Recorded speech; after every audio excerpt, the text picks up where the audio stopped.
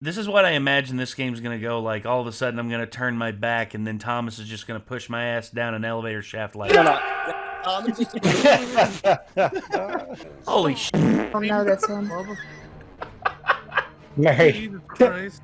Nate, That first one, what the hell? Oh my Marianne was God. on an episode of Scared Straight. Marianne deals crack cocaine. You know, I like going to the beach, but I'm pretty sure after this, I will not want to go to the beach. As a matter of fact, I think I'll look at beaches entirely differently. Be like, there's probably a dead body hidden over there. There's probably murder weapon hidden under that sand mound, and yeah, that lifeguard, he's done terrible, terrible things. But yeah, again. Not to mention that shadow out in the water. Oh yeah. Da-dum. Da-dum. Yeah. Bum bum bum bum. Nigga scared of sharks. I will go to the beach, but I will not go in the ocean very far at all. That's There fair were enough. some that were spotted in Myrtle Beach not too long ago in shallow water. I was just reading about 2 orcas that are hunting great white sharks and slurping the liver juice out of them for their nutrients. Hey. I've Apparently it's dissected a scaring shark great white before. sharks out of an area of the ocean just because of 2 orcas that are just like, liver. What? I mean, honestly, it's the orcas take over. They're just like, it's our neighborhood now. It's just like, no, it's not. Liver. I like that. So, yeah, 3 creepy true beach horror stories. Volume 2, I'm not sure where Volume 1 is. If y'all want us to watch Volume 1, I'm sure y'all will link it on the Discord or, let us know about it in the comments down below. But we figured might as well just hop on into it because, got some scary shit here. And we all like scary stuff to a certain degree. As long as it's not too real. If it ends up being shark stories, I'm not going to like it, though. Yeah, Nick will check himself out halfway through. Yep. He'll just be like bye. Bye, gone. See you later. It's like, there was a shark attack that, nope. I can just see him just get up and walk away. Peace. Anyway, Mr. Nightmare, hit us with it. Life's a beach. As in, you could potentially die. I started talking to this girl years back named Christina. We met through mutual friends, and after a while of commenting on each other's Snapchat stories, I decided to just bite the bullet and ask her out on a date. It was mid-July, so options for things to do were abundant. Namely, the beach and anything outdoors was an option for a first date. There's a beach by me that allows trucks to drive onto it with proper permits, and I frequently go there still to this day with my pickup truck. It was a night that neither of us had work the next day, so we decided to go to the beach and have a little bonfire with some drinks. On a weeknight past 8 o'clock, I knew next to nobody else would be on the beach that late, so it was what seemed like a perfect first date in privacy. She lived only 5 minutes away from me, so I picked her up, and then we stopped at a 7-Eleven where I bought some firewood and other supplies for the fire. Then we headed straight to the beach. To be honest, I'd never started a fire before that, so I was scared of embarrassing myself. But on paper, it sounded like a good idea. I pulled us onto the trail that leads to the beach. It's a decently long trail, and at one point there's a fork in the path, where 99% of people turn right to the main beach, but I often go left because it's a lesser known, smaller but more private section of beach. We went left, and when we got to the beach section, we were the only people there. I had my brights on, and could see basically all the way down the empty beach. Not another truck in sight. I pulled my truck up on a sandhill, then parked it, and we started to unload the truck. I dug a hole with my shovel to place the firewood and some smaller fire-catching sticks, and honestly, I couldn't get a fire to catch. I tried for 20 minutes and couldn't do it, and I called it quits. It was embarrassing, but we laughed about it, so we just chilled in the dark for a little bit, drinking the beers we brought. For a while, all we heard was the waves hitting the beach, but Christina was the first to point out that she heard something else in a whisper. I started to listen closer, shifting all my attention to that, and I heard what she meant. It was this whistling sound. Not like a bird, it was a person for sure. Christina and I looked at each other with telling faces of how freaked out we were. The whistling was extremely close. Since we had no other light, I went into my truck and turned on the headlights. and I heard Christina scream. We both saw the back of a man's head hurrying out of the tall beach grass on the little hill of sand above my truck. He had likely been there the whole time, watching us for some reason. I yelled to get lost to the creep. I went up the little hill and tried to follow him, but right away I lost sight of him. There was tall beach grass everywhere. He could have been hiding in any of it. I took out my phone to use its flashlight and got on my toes to get a look over the grass. Looking back, I don't even think I wanted to find him, so I don't know why I didn't just get in the car right away and leave. Christina called me back to just get in the car and leave. Then I heard the whistle again. It sounded way too close for comfort, like within 10 feet from me. Christina heard it too, and she once again begged me to come back to the car. I did. I went back down the little hill and started packing the chairs and bags into the bed of my truck. As I was getting into the truck, I stopped and heard a humming from the same spot. It was clear by this point someone was deliberately trying to scare us. We got in the car, and I switched my lights off and turned the engine on. I sat there for a few moments, waiting, as if I knew that whoever was in the grass would come look at us after hearing the engine start and lights turn off. And I was right. I turned my lights back on, and for just a brief moment, a man's face could be seen looking through the grass into my truck. The light being turned back on made him hide back in the grass. I was tempted to get out and beat the guy up, but Christina stopped me and convinced me that he may be sick in the head or armed, or both, and that we should just leave. I agreed, and we left the beach, the whole time looking behind us to make sure we weren't being followed. It was an incredibly tense and scary drive off that beach. With the amount of crazy people out there, I have no idea what that man's intentions were, but nothing about that entire encounter was normal at all. Weird. Very weird. Mm-hmm. Damn. When I was younger, my family rented a beach house for a weekend one summer. The house rental was cut extremely short, and this is why. It was our first day there. We went to the beach and then went out to eat for dinner. The sand dunes were very hilly near the house, and that night, my brother Joey and I came up with the idea of sand sledding down the hills. We found a couple big cardboard boxes in one of the closets in the house, so we cut pieces off the boxes to use as sleds. Our parents didn't mind us going out in the dark as long as we wouldn't stray too far away from the house. We found what seemed to be the tallest part of the sandhill and started riding down the pieces of cardboard box as if they were sleds. It worked pretty well, actually. When Joey made it to the bottom, I'd say his third or fourth time, he called up to me, "Tyler, what is that?" I didn't see what he meant, so I slid down the hill again and looked at what he was pointing at. It was something in the ocean. It was this black object sticking out from the water. The moon's reflection on the ocean was just enough to see this object, but not know what it is. It looked like something was definitely floating in the water, though. We were a little freaked out and were too scared to go closer and look at what it was, so we walked a little further down the beach to look for a different hill. We found one that wasn't as tall, but it was still near enough to the house. My brother slid down the hill first. I stood at the top watching. I looked out to the ocean again, and I saw that black object in the water again. It's as if we didn't even move, or as if it followed us. I yelled at Joey to look at the ocean again. He looked and probably saw it right away, because he ran up the hill to me freaked out. We were discussing what we thought the thing could be. Maybe we didn't move as much as we thought we did. We stared at the object for a while, and we could see it was bopping around a bit. We looked down the beach at the house we were staying at. It wasn't too far away, so we decided to get a closer look at this floating object. We thought maybe it was a dead animal floating in the water. We couldn't have been more wrong. As we got maybe halfway to the water, the black object floating around bopping in the water started to rise, and we realized it wasn't floating at all. A person's body was revealed as they stood up at a towering height, arms now flat at their sides.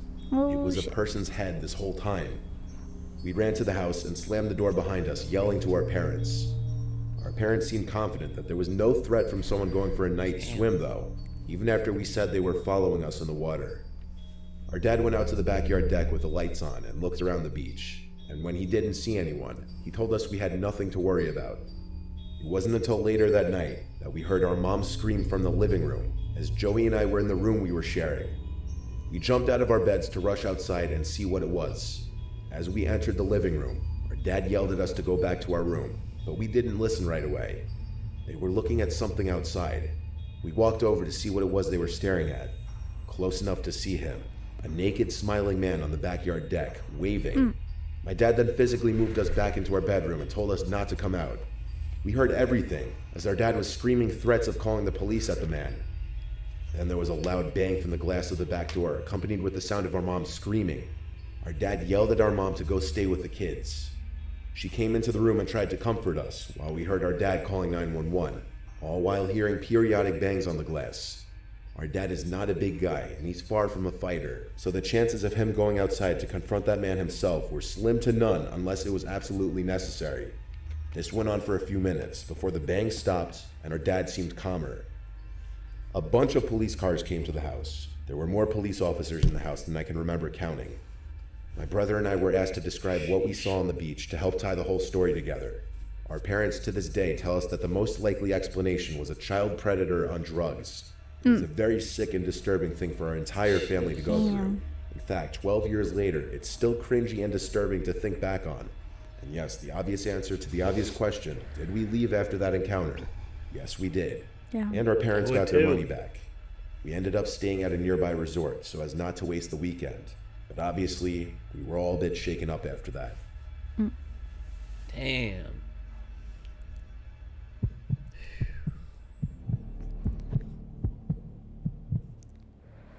When I was 20, my girlfriend Stevie and I wanted to go to this local beach fireworks show for the 4th of July. However, all the main beach parking lots were completely full, and it was absolute chaos trying to find parking.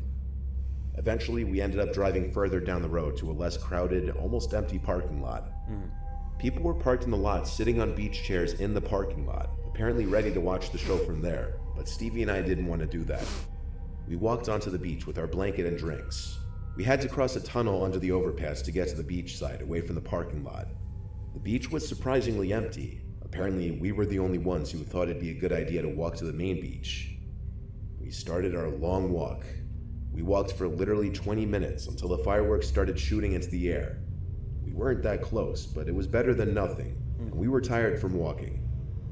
We had the beach to ourselves where we laid down the blanket. We were literally just making the best of the situation. The fireworks show was decently long. About 10 minutes into the show, I heard voices from behind us. I turned around and saw a few people in the distance. They were standing facing the fireworks. Nothing strange there, probably just more people watching the fireworks show. We sat for another 10 minutes or so, around the time the show ended. We were being eaten alive by mosquitoes by that point, so we picked all our stuff up and started speed walking back. We passed a few tunnels, and although they all looked the same, we remembered that the one we crossed had 2 garbage cans right next to the left wall. I could see a young man approaching us from the darkness ahead. He greeted us and asked us for help. I slowed my walk, but didn't come to a complete halt, because I was instantly wary of this guy. He looked to be one of the guys I had seen in the distance earlier. He was pointing into the tunnel next to him, saying his friend was injured and he needed help, but that he didn't have a phone on him. Stevie seemed equally sketched out as me. I continued to inch away from the guy while holding her, gauging this young Hispanic man who appeared to be in his mid-20s. I asked him where his friend was, and he said in the parking lot beyond the tunnel. I looked into the tunnel, which was completely pitch black. There was no way in hell I was going through there. This seemed incredibly off.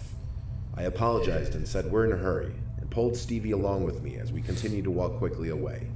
The man's tone changed to more annoyed, angry. He called me a piece of shit as we walked away. I didn't even turn around to acknowledge. I just whispered to Stevie to keep walking. I'd look over my shoulder every few seconds, checking if we were being followed by him, and eventually I realized we were. He, along with 2 other people, were tailing us from not far behind, already indicating that the man lied about his so-called injured friend. We were about to be jumped. I could feel it.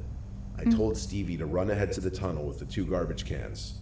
I knew if we both ran, that it would probably trigger the group of men behind us to chase us. She moved ahead in a low-key, non-obvious jog. I realized the men behind me were getting closer. I wanted to give Stevie a little more time to get ahead to the car before I would book it. By the time I'd made it to the tunnel, I turned around again, and the 3 men were almost right on top of me now. One of them started shouting, "Hey, come here." Stevie was trying to call me, but I couldn't pick up.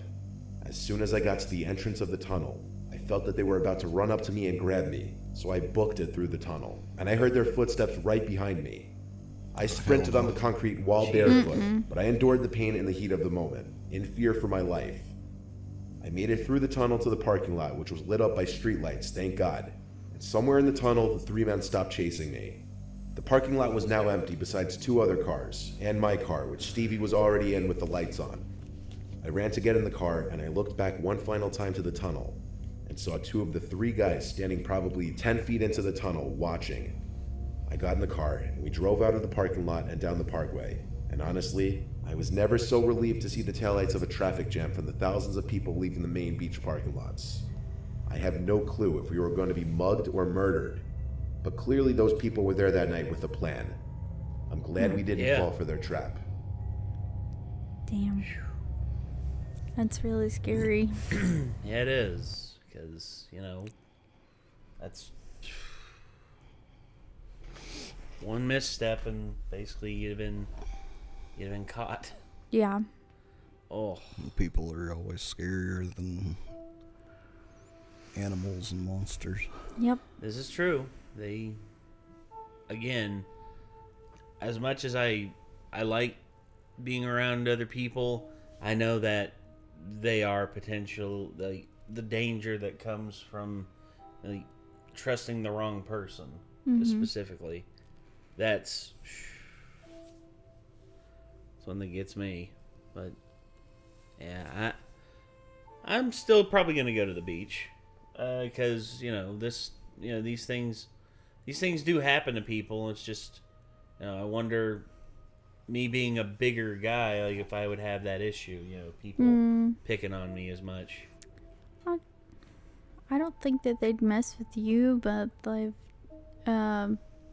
I think that someone like me, or like me and Amy, like when we were at the beach, especially guys, they try to like catcall, and we did end up walking down this like really sketchy alleyway one time to get away from them, to kind of deter them away from, like, we didn't think that they would see us go down that alleyway, and we were right. So thankfully, yeah, that's good. But the alleyway had like broken glass and all kinds of stuff. We were like, we probably should not have went down here. No. Yeah. But luckily it was like well lit. It was just broken glass and really sketchy. But you just have to be careful. You have to be aware of your surroundings, especially when you're in an area you don't know. I hear that. How about you, Nick? Ever had anything like that happen? Nope. No. I've never really been chased in the manner like that. Just like... they didn't really chase us. It was more just like we were walking and they like... Followed and like, catcalled. Yeah. Just normal. Like,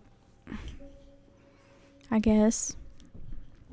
But not gonna give in. Yeah, they don't really have the right to make you feel uncomfortable simply because they're out looking for a good time, and being drunk is not an excuse for acting like an asshole. I'm sorry.